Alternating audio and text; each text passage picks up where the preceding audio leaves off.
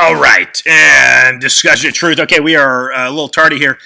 We've got Den Bishop standing by. Going to bring him in without much further ado. We just ended with Andy Thomas, UK-based author, and we started the show a couple of hours ago with Dr. Michael Hall out of Miami Beach. Let's bring on, without any further ado, again, Den Bishop, because he's been waiting for a few moments. Ringing in Den Bishop.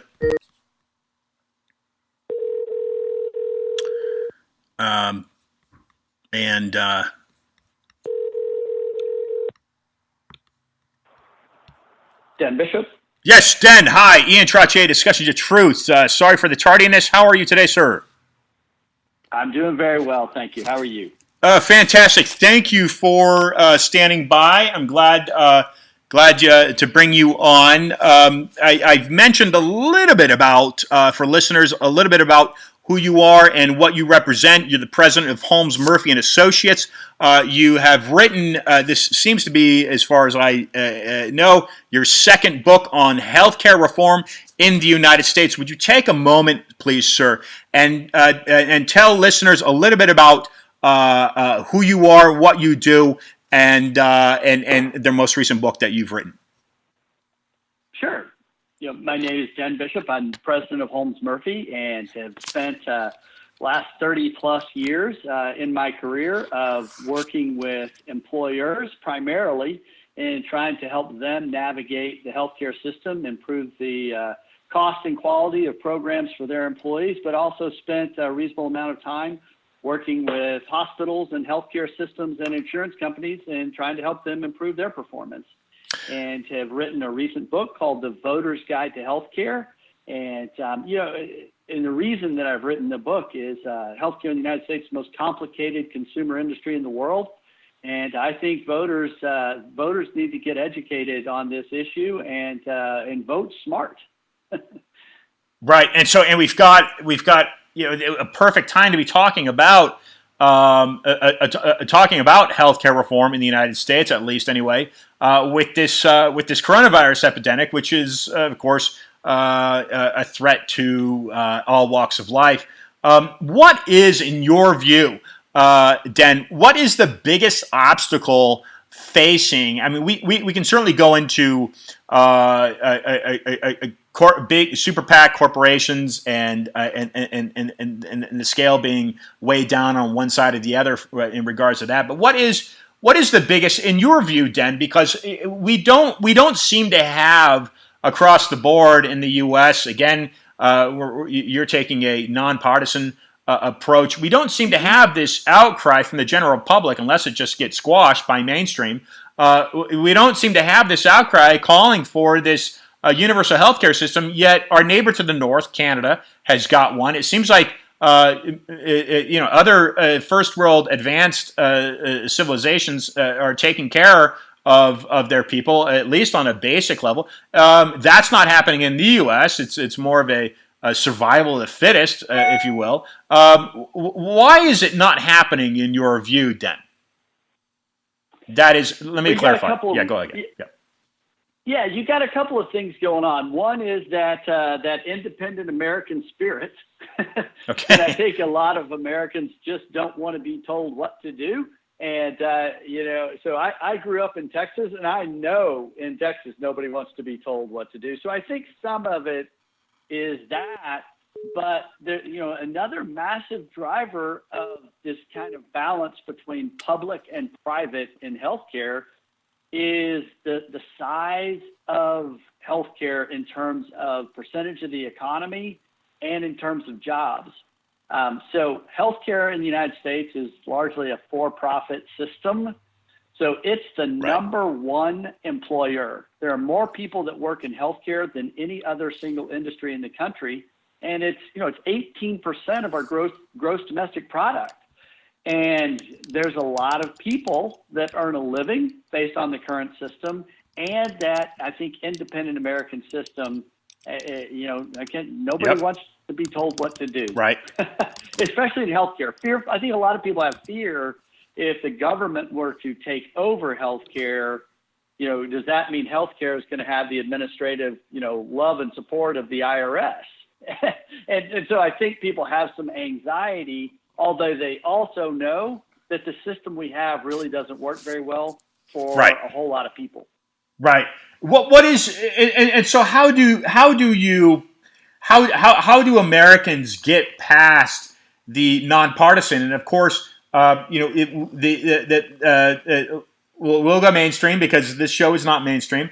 We'll get into mainstream and say, hey, mainstream is basically saying, hey, America, you've got to choose one side or the other.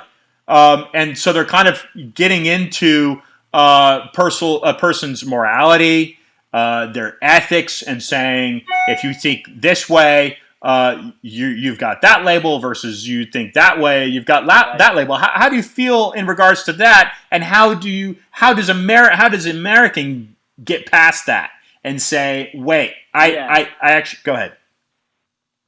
Yeah, a great question in terms of how do we get past it, because it is an outrageously polarizing political topic.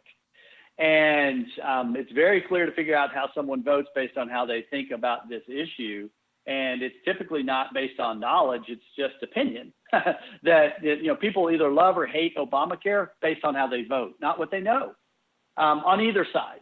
And so this whole healthcare issue is really polarizing in a couple of ways. On one side of the equation, we've got at the extreme left, there's almost a thought that the government is the only answer, the only solution. And on the extreme right, almost an opposite opinion that says, well, the government's the only problem. And our reality in healthcare, if you look at where the dollars come from and how they flow, about half of the healthcare economy in this country is funded through government programs, government sources. Okay. And about half of the healthcare in this country is delivered and funded by private sources. And until we give up on the government being the only problem or the government being the only solution, we will never really deal with the fact it's how do we connect these two systems that are both paying in, and quite frankly, it's not working well enough for either the public or the private system because we can't proactively connect them in a nonpartisan way. That's really where I believe the answer in this country lies. So dig into that a little bit more, because you're bringing up a really valid point where you're saying, hey, it's almost 50-50. You've got government involvement, but then you've got private corporation banking involvement. How do we mesh the two? Yeah, I'll use hospital reimbursements as an example. So Medicare, which is the largest single purchaser in terms of dollar volume for hospital systems in this country, larger than any single private health insurance plan. So Medicare is for most hospitals, that's number one payer is what Medicare pays them. Medicare pays hospitals based on a formula that Medicare has developed that is based on cost for an efficient hospital system. The average hospital in the country, most recent data showed they lost 9.9% on average on Medicare services. So every time a Medicare patient shows up, on average, the hospital is losing 9.9%. Mm-hmm. So it's costing the hospital a little more than it costs to deliver the care. And that's moved over time. It was break even if you go back about a decade ago, and it's sliding down because the government's trying to manage the expense for taxpayers. The government really says that hospitals aren't being as efficient as they could be, and hospitals say that the government's underpaying. Either way, it's about a 10% loss. But private insurance, so your Blue Cross Blue Shield plan, your United Healthcare plan, Cigna, Aetna, pick the network you want. After discount, private insurance on average is paying hospitals in this country 241% of Medicare. So you can have two people in rooms right next to each other in the hospital, seeing the same doctor for the same procedure. One of them is age 45 and covered by their employer, and the other is age 70 and covered by Medicare. Medicare kicks in for most people at age 65. That person that's covered by Medicare for the exact same service is paying far, far, far less to that hospital. This price discrimination continues to grow on an annual basis. There's no transparency. There's no accountability. So when the government squeezes down the pricing to try to get the cost for taxpayers under control, the system is just throwing the dollars over and raising costs on employees and employers and that whole system. And it's like you're squeezing a balloon. So the government squeezes one side of the balloon because we don't have enough tax dollars. So we have to control that cost. But the air doesn't come out of the balloon. The air just shifted over in a hidden tax towards employees. Until we can get transparent on this issue, it will never get resolved. And so costs will just continue to go up for everybody who's buying private insurance until we find a way to connect the two. So you've got a career built in the insurance industry.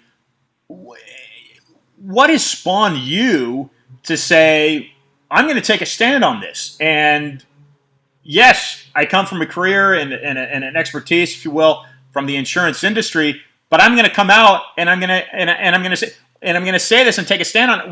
What has spawned you to do this, Den? Yeah, that is a fantastic question. I'm a huge fan of Simon Sinek's book, The Infinite Game, that he released last year. And in that, he talks about the health of the game. Whatever game you're in, that's your industry, that's your economy. It's not just your business. It's everything around your business has to be healthy. So you don't want to have the best deck chair on the Titanic. If the Titanic sinks, it doesn't matter that you had a great view. You're going to drown anyway. So I don't believe that's what's happening in health insurance at this point in any way is sustainable. And if we as an industry, those of us who really know how this financing works and see what's happening, if we don't get involved to really try to solve the problems and challenges, then the industry that I've been in my career, and I don't have that much longer left in it, but by the time I retire, shortly thereafter, the industry would go away if we can't find a way to get it less complicated, to lower the cost and improve the quality. And if we would stop pointing the political finger at each other, we could actually do that. And that's really why I'm doing it. It is not that the insurance companies that we work with, they largely don't like what I say. So and that's okay. I'm not in business to make them happy. I don't make them happy a lot. I more than anybody else, I'm looking out for the employers and their employees and the taxpayers, because I see every dollar that gets wasted in an inefficient health insurance plan is a dollar that employer could have reinvested in their business or could have put in compensation and paid to their workers. What people pay in health insurance, whether it's the employer or the employee, that's part of their wages. And it's a waste of wages for us to be spending this amount of money. Last year, the average employer-sponsored health insurance plan, so you take everybody that has that kind of coverage, for a family of four, the national average last year for the total cost of that insurance was $28,386. $28,000. Now, that includes what the employer paid, what the employee paid per paycheck, and then what they actually paid in deductibles, co-pays, those kinds of things. You roll it together, the average family of four last year was over $28,000.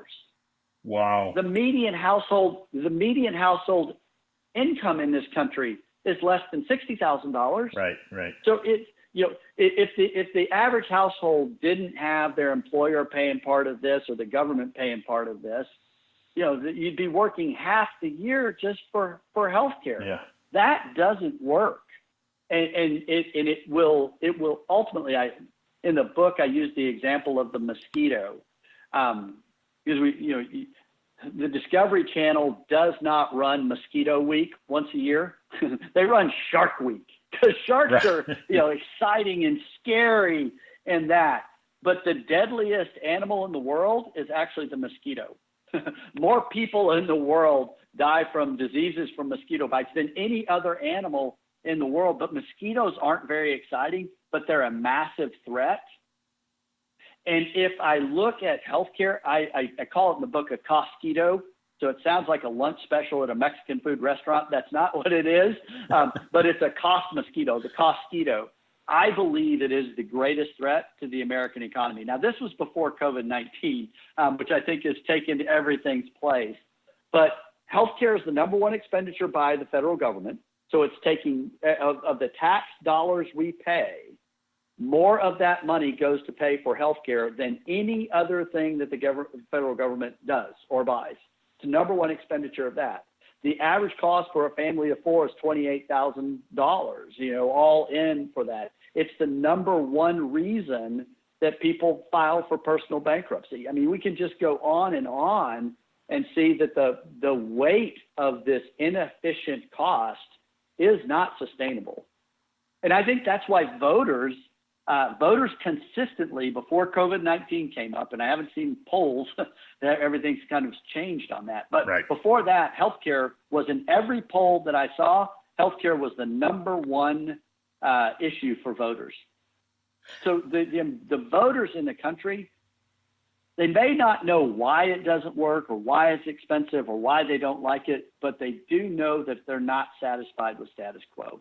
And has that lowered the life expectancy of the average American citizen? It has. It has. Sadly, I've spent a reasonable amount of time trying to get my hands on really quality data and what's really happening, because there's a lot of things that contribute to life expectancy in the United States that I can't blame on doctors and hospitals. There's some things. That which we choose to eat in our country, Sure. and a lot of other things that end up contributing to how long we live. I can't really blame the doctors and the hospitals for that. But there is a study that's done by a group called the Commonwealth Fund. And Commonwealth Fund compares healthcare and other things across the globe. So it's not just the United States, it is a global view of comparing. And they conduct a study called Mortality Amenable to Healthcare. And that's a mouthful to try to figure out what in the world they're talking about. What they're really talking about in their analysis is, at what rate do people in your country die from something that could have been found and cured? In other words, there was a cure available within the healthcare system, but you didn't get it and you died. So I view that as, what's the failure rate of your healthcare system? And in the United States, of the economically developed countries that Commonwealth Fund has studied, the United States has the worst mortality rate of any country that they study. In fact, comparing to the other economically developed country averages, people in the United States die from things that could have been found and cured at a 58% faster rate than the rest of the world. Now you're talking about. Go ahead. Keep going, Dan. I think that's shocking, and it's things like diabetes and other things where we can manage these illnesses if we can get people the care, but they're not getting the care, and Americans are literally dying at a faster rate from things that could have been cured. We have treatments They're just not getting them. And that's where I think we need to be focusing our attention. But when we say it's all the government's problem or only the government can answer it, then we're really not dealing with the issue of how do we connect patients with the providers who can help them get better. That's where we need to go. Yeah, and I think that there's one of the issues that I frequently address on this program is reminding listeners, look, the government, we don't work for the government. The government works for us, and the bigger we allow that government to get, and the more powerful we allow that government to get, the less power we have in the government. But we're losing the principle that government is meant to be elected by us and work for us. So let me insert this now, then. You're talking about cures, and states like California and New York are putting more emphasis on these preventative vaccines. But then, wait a second, should more emphasis be put on the cures? Now you enter the pharmaceutical debate, and next month we'll be hosting three-time New York best-selling author Gerald Posner, who's a former Wall Street attorney, and he's written a book on the greed and the lies in the pharmaceutical industry. So is too much emphasis, and again, we're saying that the government's working for us. If we're losing that, then we're digging ourselves, if we're losing that notion, then we're digging ourselves into a hole. Are we allowing these corporations to function off of profiteering, off of the capitalistic mechanism that we've allowed the economy to run off of?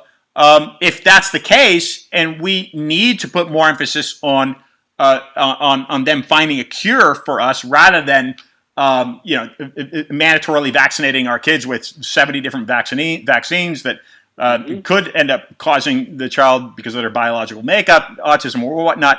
What are your thoughts on that? I've kind of given a lot of different angles, but absorbing what you could.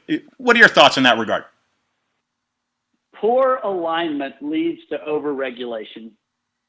And I think that to be that if I was writing the book again today, I'd probably put that line in there. So we don't have aligned incentives between public and private systems, between the pharmaceutical industry, the insurance companies, and the government. And so everybody's grabbing for what they can, and then the government comes over the top. Instead of aligning the stakeholders, they come up with bad regulations that just make it worse. In the pharmacy space, I'll give you an example, and a pharmaceutical industry is getting, and healthcare in total is getting kind of a better view from the public based on the response to COVID of, hey, we need a vaccine, for that, we need treatment, so hey, maybe these companies aren't so bad. And I don't think these companies have bad people. I think they make misaligned, greedy decisions at times. So we'll use pharmaceutical industry as an example. In the United States, we have a little over 4% of the world's population. We account for over 42% of the world's pharmaceutical revenue. Wow. Is that okay? And that's where the question we need to be asking. Not does the government mandate whether you have this treatment or that treatment. We need to let doctors be doctors. And it shouldn't be the federal government, or it shouldn't be an insurance company. We can measure outcomes. And in fact, in the insurance world, we do. So we know if a patient starts with the right primary care physician, we know that their cost, their health status, these things will be better down the line based on the other doctors they refer to, the facilities they refer to. There are chains of quality that exist inside of healthcare that need to be unleashed. But we are, unfortunately, we're keeping those opportunities under wraps with the debate that we have had. So Dan, we can do better. So we've got, and I want to segue into, because really this is a great time to be talking about healthcare reform with this COVID-19 crisis, and I want you to talk a little bit about that. I mean, Trump. Let's say it seems like he's with the Dr. Fauci, one side of the spectrum, the other side of it. I mean, we opened up today's program with Michael Hall, who's a Miami Beach-based medical doctor, and he was coming out about the Zika virus, not necessarily the Zika virus, but the pesticide, which is a known neurotoxin by a study out at Oslo, and then the CDC, and then Governor and now Senator Rick Scott was saying, hey, you got to. But he had actually met in Aspen. Dr. Hall had met in Aspen with Fauci. And Fauci is agreeing that there was actually no known case of the Zika virus, but yet because of optics, the government there, the local government, again, we are the government. Let's not forget that was allowed this very controversial known neurotoxic pesticide to be sprayed. Taking that, you fast forward here now 4 years later, we've got the COVID-19. Trump seems to be, and again, I inserted Fauci just because today's first guest had talked about Fauci. So you've got this kind of initial kind of almost corrupt type scenario involving Fauci. You insert then Bill Gates, a computer engineer, and I think the average person is just going to say, "Hey, wait a second. Yeah, he's a computer engineer. Why is he some sort of now authoritarian on a global pandemic?" And then he's inserting again the vaccines, and so here's a vaccine debate, and then microchipping, and so that's when now people are saying, "Okay, hold on a second, wait a second." But this is again, let's step back and say this is a good time to be inserting this type of discussion. There's absolutely no doubt about it. This is perhaps a optimum time to be trying to deliver every American in the country a decent type of health care. But the Trump administration, and I'll get to my main point here, main question in a moment. Thanks for the Trump administration seems to be battling kind of these initial kind of elements of whatever it may be, trying to get the economy back and going and that sort of thing.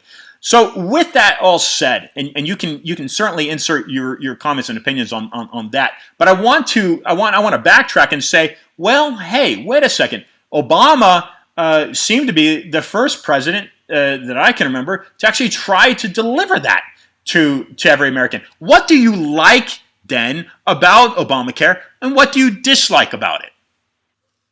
Yeah, Obamacare. So what I like about it is that about approximately 20 million people in this country have health insurance today that in the absence of Obamacare, they would most likely be uninsured. So from a social justice standpoint, as a dad, I would have a hard time putting my head on the pillow if I knew my kids didn't have the protection of health insurance. I want them to have access to doctors. So I believe from a social justice, that is a good that came out of Obamacare.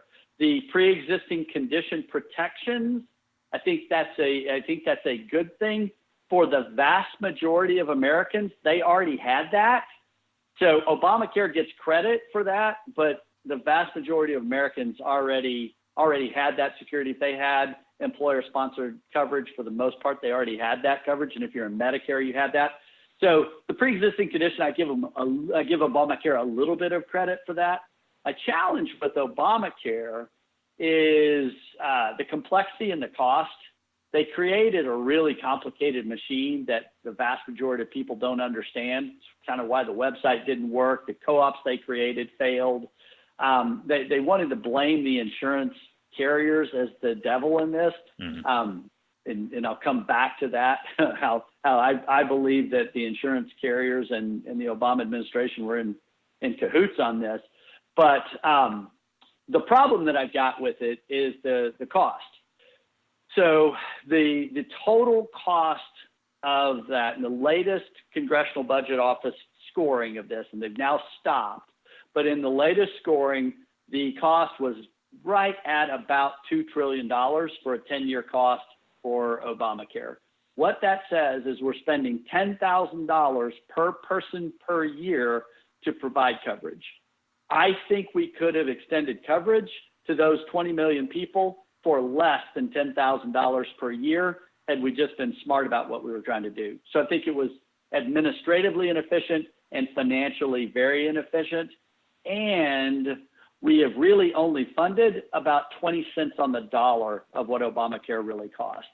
So from a social justice standpoint, it did extend coverage and expanded pre-existing condition protections.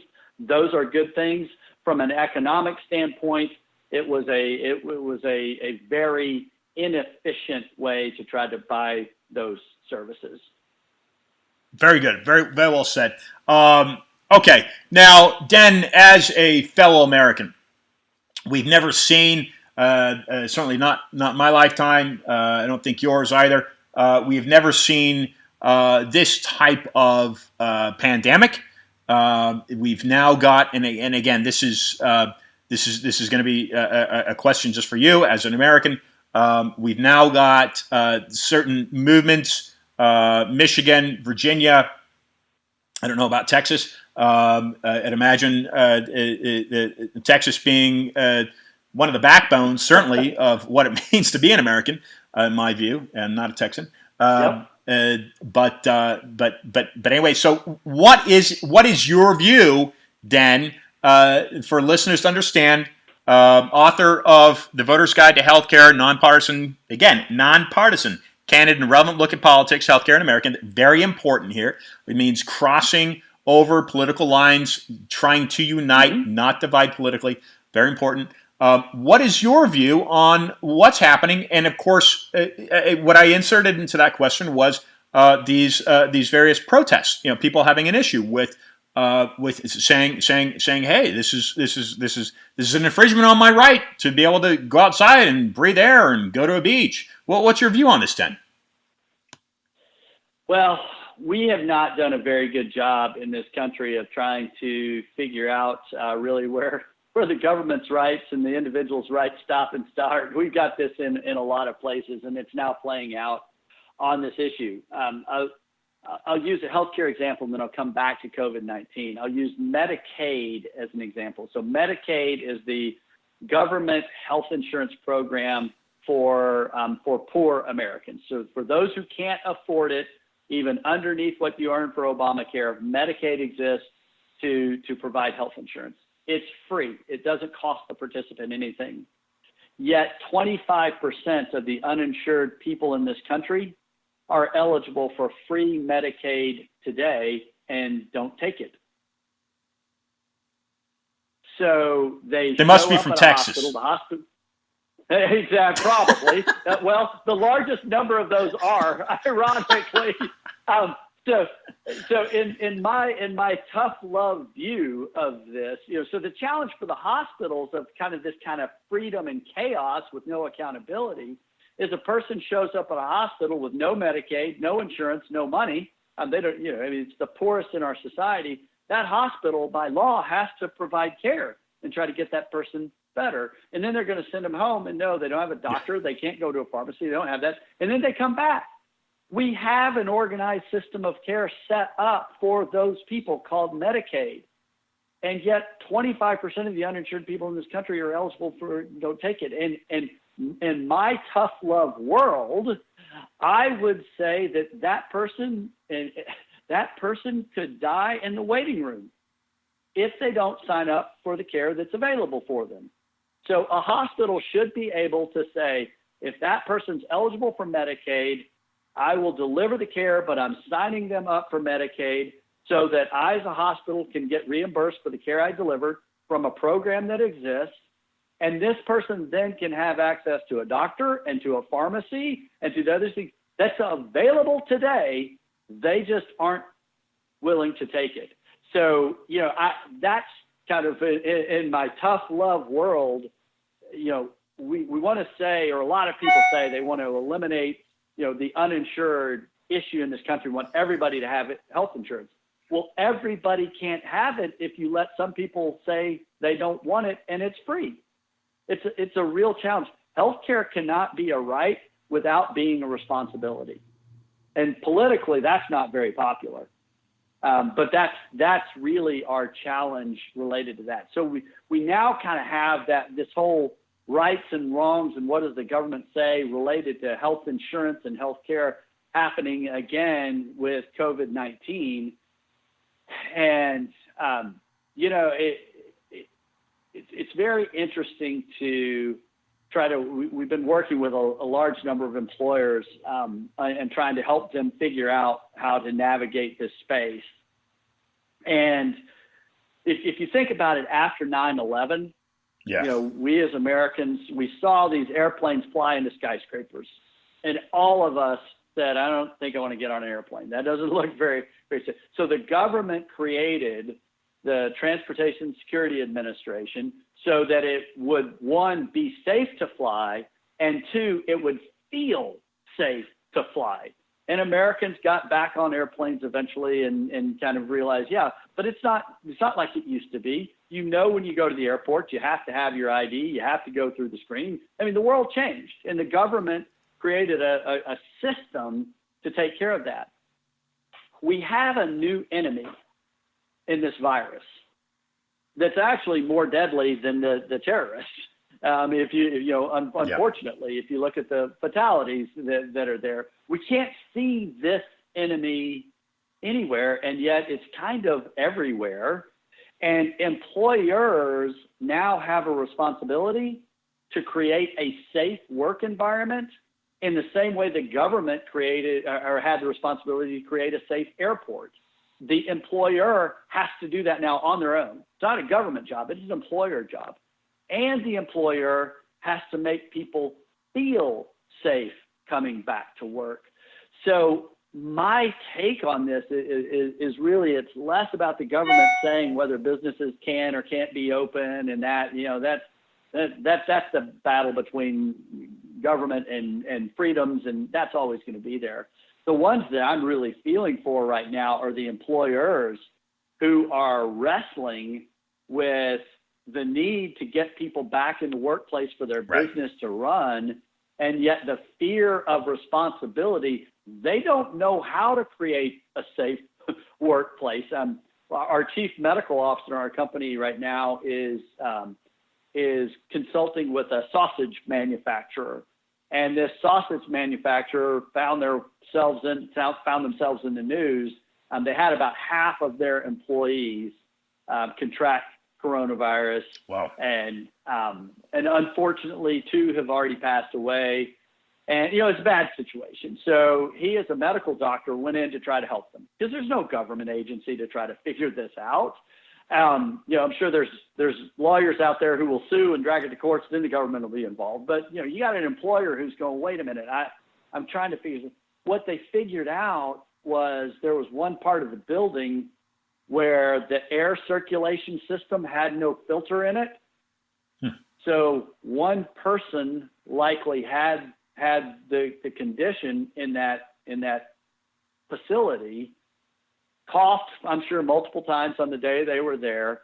That got up into the air circulation system and then effectively showered everybody in that part of the building with COVID-19. Every employee in that section of the building got COVID-19. Wow. And so what I struggle with being kind of in trying to help employers figure it out and how do you deal with this, I've now seen situations where you go, wow, that is an outrageously contagious virus that could infect everybody in that section of the building. Got it because there was no filter in their air circulation system. And so there were others, they were doing contact tracing, and there were other employees in other parts of the building that got it, that gave it to a few others, so they tracked it back. And then they figured out there was a small group of guys that worked there that each evening after work, they would go to a park, drink a few beers and kick the soccer ball around, and they all got it, gave it to each other, and then dragged it into the office. So, this contact tracing of trying to figure out the source is really difficult in a work environment, and every employer is now having to try to figure out how to do that so that they can, in fact, provide a safe workplace. It's a real challenge. So the news right now is about the government, and are they forcing people to shut down, or are they not? And that makes good news because it makes people mad. But the real issue is how do employers make it safe to go back into the workplace? Because most of them, they had never had to come up with what I call a health security plan. Now every single employer has to have their own health security plan based on their air circulation system and their front desk, and where are their bathrooms, and do they have a coffee pot, and they got to think about all this stuff. And they're trying to. I think the vast majority of employers are really trying to figure it out. But it's a dangerous time because it is so contagious. Den, are you running for office? I have received that question. No, I actually did think a little bit about it. The district where I lived is the representative in the House is a physician, Dr. Michael Burgess, and Dr. Burgess is a Tea Party Republican. So he caucuses with the Tea Party. He's on the extreme right.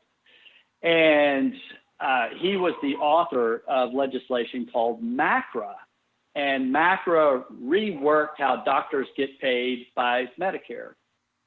And so I was reading through the Congressional Budget Office analysis of MACRA, and the number one source of financing for MACRA was debt. In other words, it was not funded. It just didn't get paid for. We're paying the doctors more, but we're not going to cut any other program. We're not going to raise taxes. We're just going to pay the doctors more and put more debt on the future generation. And for about a year, I really did think about running for office because I was so upset that we would have someone who caucuses with the Tea Party, supposed to be the most fiscally conservative group in the country, and yet the Tea Party conservative on his signature legislation that aligned with his group, he's a physician, it's how we pay physicians, he put that burden on an unfunded liability on taxpayers. And I just felt like that was political malpractice. Well said. So there was about a year that I really did think about it, because I was just so bothered by the hypocrisy of that, because I lean towards being a fiscally conservative person. I believe that we should pay for the programs we put in place, and if we can't afford it, we shouldn't have it. And so when I see things like that, it does at times compel me to think that maybe I throw my hat in the ring and try to do something. But I don't think that's my calling. I think I can do better trying to help employers, hospital systems, insurance companies face the truth and try to get this whole system less complicated, less expensive, with higher quality that covers everybody. And I believe we can do it. A Voter's Guide to Healthcare, author Den Bishop. Den, thanks for joining the program. Would you please take a moment for some final thoughts to share with listeners? The book, I'd imagine, is available at Amazon. Please tell listeners where they can buy it, and a website they can visit. As Americans, and if you're listening outside of America, as you try to strengthen and reform, reshape, if needed, your healthcare system, please use Den's book as a guide. So some final words from you, Den. Certainly your thoughts, direct listeners to where they can purchase the book, and as a parting message, Den.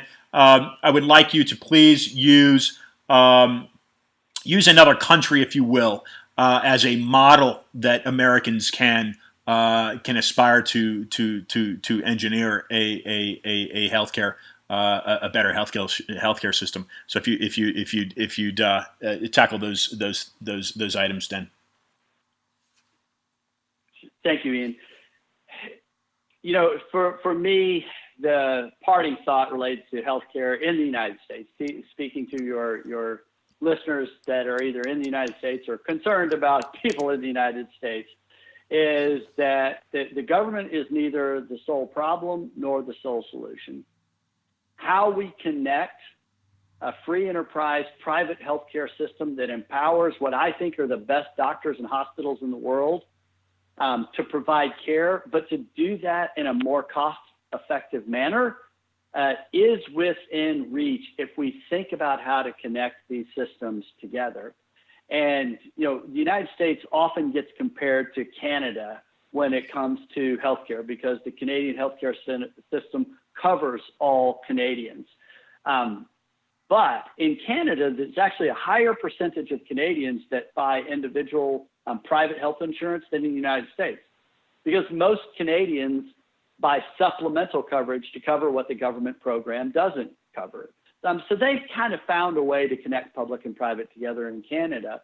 But to me, that's not the greatest difference between Canadian system and the American system. It's really not the financing.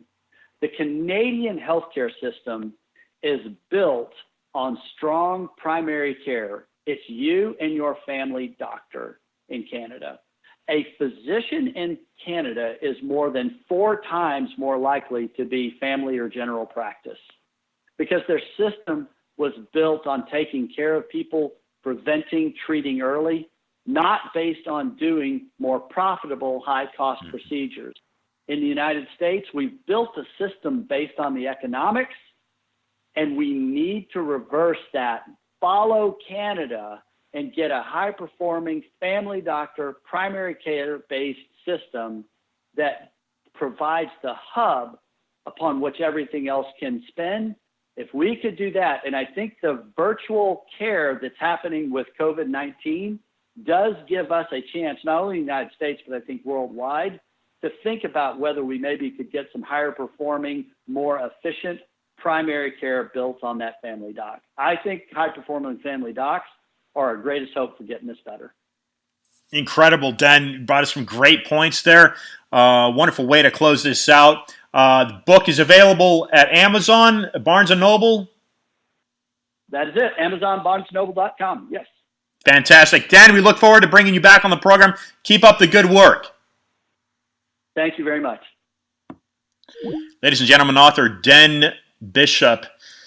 Again, he's the president of Holmes Murphy, one of the nation's largest employee-owned and controlled insurance brokers, where he leads the employee benefits practice. He also is the co-founder of ACAP Health, an innovation and consulting firm focusing on immeasurably improving health. Look, you've got a professional in the insurance industry, but he's coming out and he's looking past insurance. He's talking about this fellow running off the Tea Party platform and building his legislature off of debt. Right? That's one of the biggest issues that I exhort upon you to investigate. So here we've got an insurance professional saying, okay, look past your political party. Let's work on being good Americans and taking care of one of another. Brave soul. Just like Dr. Michael Hall in Miami Beach, saying, hey, look, I'm first and foremost, I'm a doctor. I don't care about language. I don't care about race. I care about the Hippocratic Oath and caring for my fellow human being. So we've got great people doing great things, and I appreciate you listening to Discussions of Truth. Again, revisiting the whole debt concept.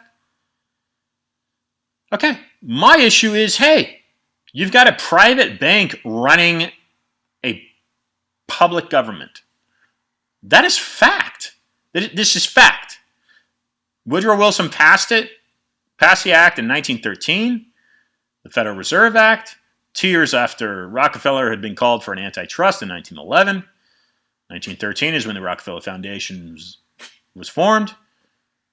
Woodrow Wilson, former president of Princeton University, later lamented the fact that act was passed. And throughout the history of this country, throughout its history, private banking, central banking, and as far as I know, I'm not an economist, but that is interchangeable, those two terms, is exactly why Aaron Burr and Alexander Hamilton dueled. And what we do know is that Thomas Jefferson was highly opposed to a central bank. And he was opposed to the elements of central bank that Alexander Hamilton had written into the first bank for the United States in the U.S. Treasury, which Hamilton founded. So debt is a big concern and should be a big concern for the United States, for a population and a civilization that is as productive as it is. What did Dent say? The U.S. population represents 4% of the global population, yet 40% of its pharmaceutical use. The pharmaceutical industry has a stranglehold on the American people and its health.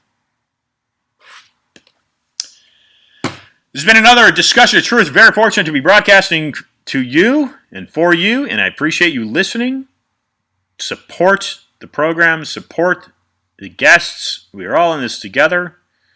Stop Mass Media, folks. StopMassMedia.com. You can hear me stream live typically every Wednesday. Next week, I'll be at you at 4:15. So since this pandemic has started, I've actually been doing longer shows. You can follow me on Instagram. Typically, I will post and tell when I'm be starting my show. We'll be opening up next week with investigative journalist RT, InfoWars, amongst other, Helen Bajninski. And you can check her out at Helen Destroy. That's Destroy, Helen Destroy. Kind of like Helen of Troy, but Helen Destroy, because she seeks to do just that, destroy corruption on any levels, whatever they may be. Ian Trottier, IANTROTTIER, Twitter and Instagram. And again, you can hear the program live, typically at 5 Eastern, sometimes starting at 4 now because of this COVID-19. I'm adding more shows. We've been doing on average 2 to 3 hours now for about 2 months because of this COVID-19 pandemic. And folks, you're simply not receiving the information that you should be via mainstream media. You're simply not. And the fact that you're listening to me proves that. So share this program, buy Den's book, and until next week, folks, stand up for what you believe in, stand up for what you know is right, do something about it, speak out about it, write about it, and be awesome.